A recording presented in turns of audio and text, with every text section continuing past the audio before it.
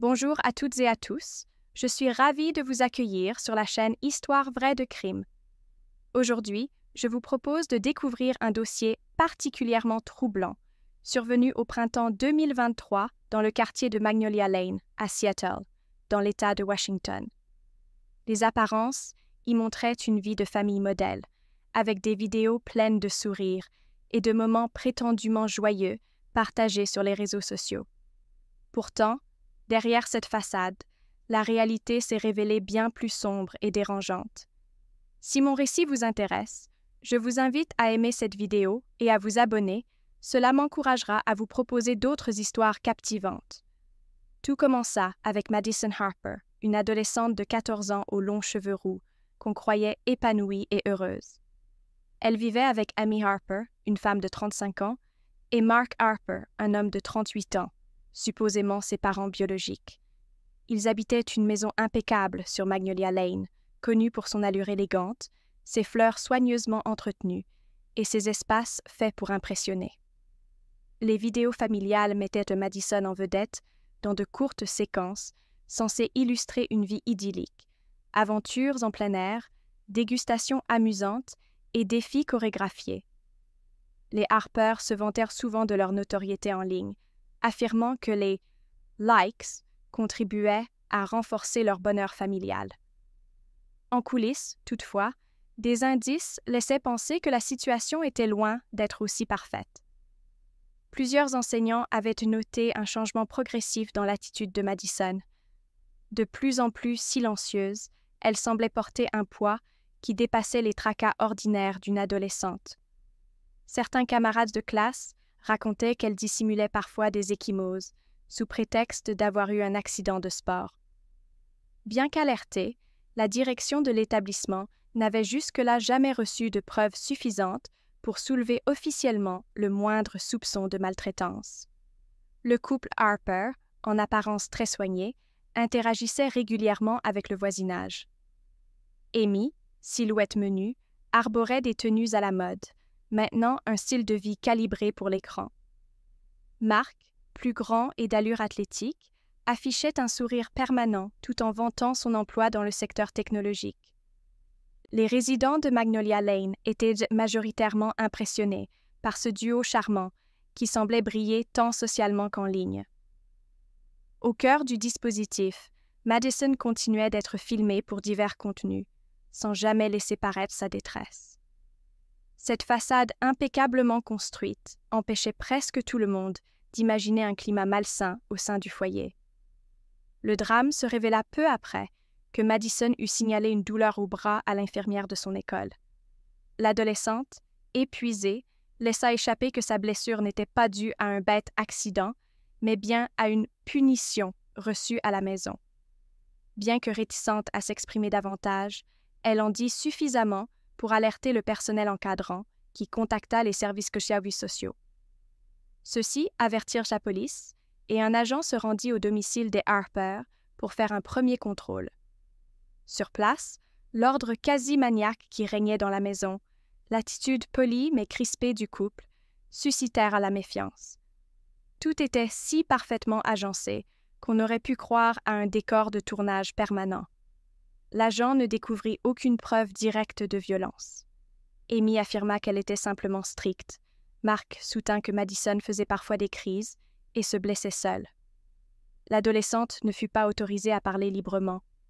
Malgré l'absence d'éléments formels, un détective principal spécialisé dans la protection de l'enfance fut chargé d'examiner l'affaire.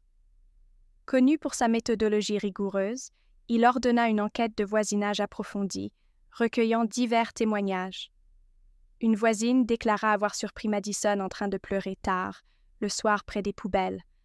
Un ancien collègue d'Amy mentionna la fixette presque obsessionnelle de cette dernière sur l'audience de leurs vidéos.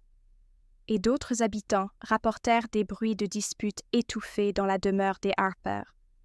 Peu à peu, l'image idyllique s'effritait, laissant deviner des tensions cachées. Le détective convoqua Amy et Mark pour un premier interrogatoire. Le couple se montra confiant, affirmant qu'il s'agissait d'une histoire montée en épingle, d'un simple malentendu. Selon eux, Madison était une enfant rebelle, vexée de ne pas pouvoir faire tout ce qu'elle voulait et qui en rajoutait par caprice. Pourtant, un détail clochait. Amy et Mark ne parvenaient pas à synchroniser leurs explications sur le jour exact de la prétendue chute de leur fille, ni sur la façon dont elle s'était blessée. Sans preuves concrètes, on ne pouvait les inculper, mais le comportement évasif et les contradictions soulevèrent l'attention des enquêteurs. De simples soupçons se transformaient en pistes tangibles. Parallèlement, l'équipe du détective fouilla dans les comptes bancaires du couple. Ils découvrirent plusieurs flux d'argent en provenance de partenariats liés à leur vidéo familiale, répartis entre différents comptes. Cette dispersion des revenus donnait déjà matière à suspecter une éventuelle fraude. Lors d'une perquisition autorisée, on saisit leur matériel de tournage, des courriels et des factures accablantes. Tout indiquait que le couple cherchait à monnayer au maximum l'image de leur fille, prévoyant des tournages intensifs pour publier toujours plus de contenu. On trouva même des échanges où Mark parlait d'élaborer des mises en scène larmoyantes pour émouvoir leur public et récolter davantage de soutien. De premiers éléments révélaient qu'ils avaient investi dans du matériel onéreux, ne déclarant pas la totalité de ces dépenses ni de leurs gains. De façon plus inquiétante, l'investigation s'intéressa aux circonstances de l'adoption de Madison. Contrairement à ce que prétendaient Amy et Mark, l'enfant n'était pas leur fille biologique. En retraversant les registres, on s'aperçut qu'elle était officiellement devenue leur enfant, alors qu'elle avait 7 ans, dans un dossier administratif bâclé, avec des signatures douteuses.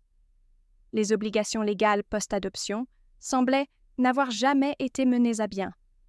Des responsables sociaux reconnurent que tout s'était fait trop vite, au point de suspecter une intervention illégale ou une faille grave dans le système. Ces détails rendaient l'enquête encore plus complexe, et la dimension psychologique de l'emprise exercée sur Madison devenait plus nette. Désormais, il ne s'agissait plus d'un simple foyer parental dépassé par la popularité, mais potentiellement d'une exploitation intentionnelle d'une enfant adoptée pour en tirer profit. Les enquêteurs, persuadés qu'il existait un climat de maltraitance au sein de la maison, décidèrent de protéger Madison pendant la suite de l'enquête. On l'emmena dans un centre spécialisé où des psychologues purent l'interroger de manière bienveillante et adaptée à son âge. D'abord sur la réserve, l'adolescente finit par décrire les enregistrements quotidiens, la pression constante pour sourire, danser, parler avec entrain, sous peine de punition. Les psychologues remarquèrent chez elle des réactions de crainte quand on évoquait Amy et un stress particulier lorsque le nom de Mark était mentionné. Elle révéla que les coups ou les privations de nourriture étaient monnaie courante si elle ratait une prise de vue. À force de patience et d'écoute, la jeune fille raconta aussi les cris qui résonnaient dans la maison et la peur de subir de nouvelles violences. L'authenticité de son récit, corroborée par des éléments médicaux, poussa la police à accélérer les procédures. Au fur et à mesure que l'investigation progressait, on passait au crible l'ordinateur de Mark, ses relevés de compte, ses communications avec divers sponsors. Il devenait évident que la figure de Madison constituait la clé de voûte de leur business. Plus elle était mise en avant, plus la communauté en ligne grandissait et plus les bénéfices augmentaient. On découvrit également des documents prouvant que le couple cherchait à maintenir la jeune fille à la maison pour multiplier les tournages, quitte à lui faire manquer l'école sous des prétextes fallacieux. Dans les messages échangés, il n'était plus question d'une famille aimante, mais d'un produit marketing où chaque scène valait de l'argent. La pression médiatique monta d'un cran quand la presse locale s'empara de l'affaire, relayant des bribes d'informations sur une potentielle fraude fiscale et des soupçons de violence. En un rien de temps, l'histoire du foyer idyllique de Magnolia Lane, jadis admirée, se mua en scandale dont tout le monde parlait. Certains voisins, qui avaient cru en l'authenticité de ces vidéos, se sentirent trahis. D'autres avouèrent avoir remarqué une tension latente, mais n'avoir jamais osé s'en mêler. La police, elle, avançait prudemment, sachant que la popularité du couple pouvait influencer l'opinion publique et nuire à l'objectivité. Néanmoins, les témoignages recueillis auprès de Madison, de certains proches et des enseignants se faisaient de plus en plus concordants. La jeune fille était victime d'un engrenage de maltraitance physique et psychologique. Vint ensuite la découverte d'éléments accablants sur la santé de Madison. Une expertise médico-légale mit en évidence des marques sur ses bras et son dos, à divers stades de cicatrisation. Elle présentait aussi un état de fatigue chronique, des carences alimentaires et un stress psychologique manifeste. Des vidéos de la famille, examinées image par des spécialistes, révélèrent parfois de légers bleus dissimulés par du maquillage.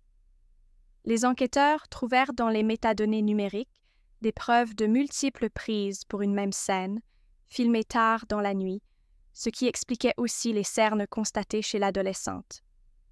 Ces preuves convergentes suffisaient à constituer un dossier solide pour engager des poursuites pour maltraitance. Au vu de la gravité de la situation, Amy et Mark furent arrêtés et placés en garde à vue dans l'attente d'un éventuel procès. Pour la procédure judiciaire, un procureur déterminé à lutter contre ce genre d'abus fut désigné. Face à lui, l'avocat de la défense tentait de minimiser les faits en évoquant un contexte familial délicat, ou en avançant que la pression de la notoriété avait pu faire dérailler un couple par ailleurs sans histoire. La police, cependant, avait rassemblé un faisceau d'éléments concrets, échanges de courriels où Mark et Amy discutaient des corrections à infliger à Madison si elle ratait une prise, factures de matériel coûteux que le foyer n'avait jamais déclaré fiscalement, relevés bancaires témoignant de revenus non déclarés, et bien sûr, les constats médicaux sur l'enfant. Le procès lui-même débuta dans une atmosphère tendue. Les médias étaient déjà présents en nombre, flairant un mélange de sensationnalisme et d'émotion autour de l'exploitation d'une adolescente. L'accusation énuméra point par point les éléments recueillis, appuyés par le témoignage direct de Madison, placé derrière un paravent pour la protéger. En pleurs, la jeune fille parla de journées entières, passées à répéter des chorégraphies, subissant les colères de sa mère adoptive, ainsi que l'obsession de Mark pour la qualité de l'image. Chaque fois qu'elle s'accordait un peu de spontanéité, on lui reprochait de ternir la réputation de la famille. Elle décrivit des menaces, des insultes et parfois des coups de ceinture. Les juges écoutèrent ce récit bouleversant, conscients que chaque mot pesait sur l'issue du procès.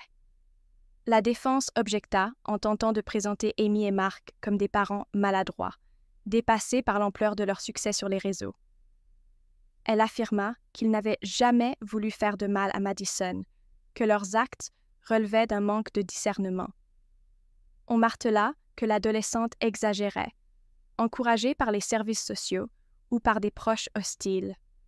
Toutefois, les preuves matérielles mises en avant, photos de blessures, relevés financiers, extraits de vidéos, contrariaient cette ligne de défense, révélant une exploitation systématique de l'adolescente pour engranger toujours plus de revenus. Les messages entre Amy et Mark montraient un langage sans équivoque, où la jeune fille était ravalée à un outil de production. L'issue ne laissa plus de doute. Après plusieurs jours de débat, le jury déclara Mark et Amy coupables de maltraitance aggravée, d'abus sur mineurs et de fraude. La sentence tomba sans indulgence. Peine de prison ferme et lourdes amendes, assorties d'une confiscation de biens obtenus par le biais de leurs activités frauduleuses. Dans la salle d'audience, le silence fut de plomb lorsque le juge prononça la peine. Les anciens admirateurs du couple, présents pour suivre le procès, parurent sonnés en réalisant l'étendue de la souffrance infligée à l'adolescente. Cette décision judiciaire envoya un signal fort quant à la protection des enfants face à l'exploitation médiatique. Madison, désormais libérée de l'emprise du couple, fut prise en charge par les services sociaux. Une équipe de professionnels lui offrit le soutien psychologique indispensable à sa reconstruction. Les premiers temps furent éprouvants, marqués par des cauchemars et une méfiance envers les adultes, mais on l'encouragea à exprimer ses émotions et ses traumatismes. Peu à peu, elle prit conscience qu'elle avait été victime d'une forme de traite affective et publicitaire, et non pas d'une fatalité inévitable. Plusieurs associations de défense des droits de l'enfant suivirent de près son dossier, sachant combien il peut être difficile de se reconstruire après des années passées à jouer le rôle d'une marionnette devant l'objectif. La communauté de Magnolia Lane, choquée de découvrir qu'un tel drame pouvait se dérouler dans une maison en apparence banale, entama une réflexion sur les signes avant-coureurs qu'elle n'avait pas su déceler. Des voisins se reprochèrent de n'avoir pas été plus curieux, plus solidaires, tandis que certains affirmèrent n'avoir jamais osé s'immiscer dans la vie privée des Harper. Cette affaire catalysa de nouveaux efforts de sensibilisation. On organisa des réunions publiques pour informer les habitants sur la maltraitance infantile, ses signaux et les moyens de la signaler. Les établissements scolaires mirent en place des formations pour le personnel enseignant, afin de mieux repérer les indices de détresse psychologique chez les élèves. La réflexion alla plus loin encore, concernant la régulation de la présence des enfants sur les réseaux. Dans le sillage de ce scandale, plusieurs propositions furent avancées pour renforcer les mécanismes de contrôle, de consentement et de protection. On évoqua la nécessité d'établir un cadre légal qui impose des quotas d'heures de tournage pour les mineurs, un contrôle strict de leurs revenus, et la possibilité pour l'enfant de se retirer de tout projet médiatique si cela ne lui convient plus. Bien que certaines de ces propositions fussent controversées, personne ne niait que la popularité grandissante des contenus impliquant des enfants pouvait engendrer des abus graves lorsque l'appât du gain surpassait le bien-être familial.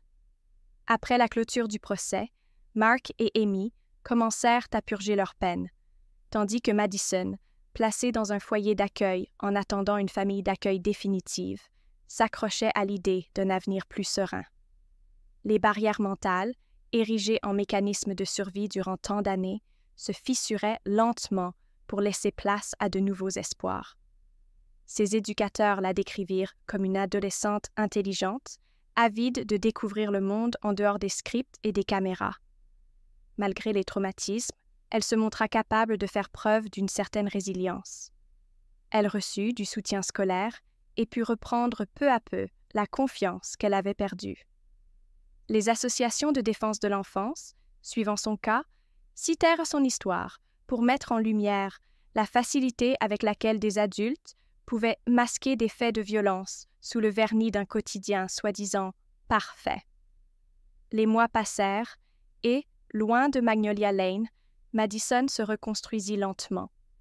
Les séquelles ne disparurent pas du jour au lendemain, mais elle trouva peu à peu des repères affectifs et un entourage prêt à l'accompagner sans l'utiliser comme un objet médiatique. Du côté de la justice, l'affaire Harper servit d'exemple dans les débats portant sur la responsabilité des plateformes et la moralité des contenus impliquant des mineurs. Des voix s'élevèrent pour réclamer des mécanismes visant à vérifier la santé mentale des enfants exposés, à sanctionner plus fermement les tentatives de fraude et à mieux outiller la police dans la détection de ce type de délit. La leçon tirée de ces événements fut qu'il ne fallait plus se fier à la seule image souriante d'une famille apparemment ordinaire. Dans le quartier de Seattle où tout avait commencé, la maison autrefois si parfaite demeura vide un certain temps, hantée par les souvenirs d'un faux bonheur. Les rares biens non saisis furent vendus et personne ne s'empressa de racheter la propriété, sa réputation ayant été irrémédiablement entachée. Certains habitants confièrent qu'ils ressentaient un profond malaise en la voyant, comme si elle symbolisait la face la plus sombre de la quête de reconnaissance en ligne. Pourtant, sur les réseaux, la mémoire virtuelle restait vive. De nombreux spectateurs se souvenaient encore de ces vidéos où Madison affichait un sourire figé. Les commentaires sous les anciens posts se remplirent de mots de soutien pour l'adolescente, d'excuses de la part de ceux qui avaient cru à la mascarade et parfois d'insultes à l'encontre du couple. Certains adeptes de théories du complot allèrent jusqu'à prétendre que toute cette histoire n'était qu'une mise en scène, sans réaliser l'absurdité de tels propos. Malgré l'agitation, la procédure judiciaire avait tranché, et la vérité était désormais reconnue aux yeux de la loi. Je tiens à vous confier qu'en partageant ce récit, j'ai ressenti à quel point il est crucial de rappeler que l'envers du décor peut être extrêmement sombre, même lorsque tout semble flamboyer devant la caméra.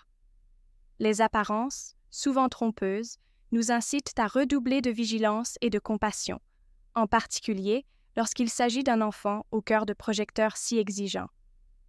J'espère sincèrement que cette histoire permettra de sensibiliser chacun d'entre vous à la nécessité de rester attentif au bien-être des plus vulnérables, peu importe la beauté des illusions affichées. Merci d'avoir regardé cette histoire jusqu'au bout. Je vous remercie du fond du cœur pour votre présence et votre intérêt. C'est grâce à votre soutien que je peux continuer à explorer et à partager ces récits profondément humains. Si vous souhaitez découvrir d'autres affaires saisissantes, je vous invite à rester avec moi. J'ai encore de nombreux dossiers à porter à votre connaissance et j'espère vous y retrouver. Merci encore et à très bientôt.